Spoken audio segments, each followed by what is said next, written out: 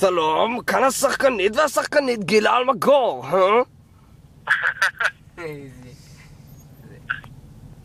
הלו? כן. גילה?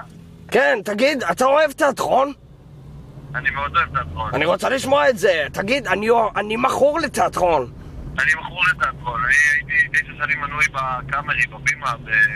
עדיף הבימה, אני משחקת שם בכל מיני הצגות יחד עם כל מיני אנשים מוכרים ואהובים כמו שלמה שניזיק, אתה מכיר אותו, מכיר אותו, מכיר, מה זה חבר כמו אח. נכון, טוב, תשמע, אני מעבירה אותך עכשיו לאהוד ברק, בסדר? מה זה? אני מעבירה אותך לאהוד ברק, היא מעבירה אותי לאהוד ברק. קדימה.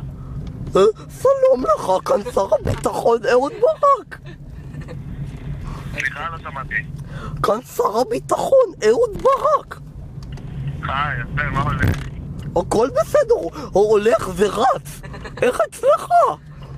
אצלי נהדר, דווקא גילה אלמגור היה הרבה יותר חזק. באמת? מה אם אני אגיד לך שאני עסוק ואני צריך לצאת איתה לתקיפה באיראן? יפה. אתה בעד התקיפה באיראן? על כיף רק.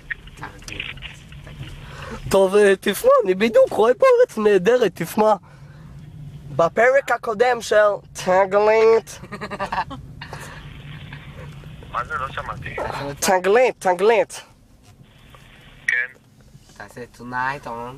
Tonight on תגלית. תגלית? תגלית.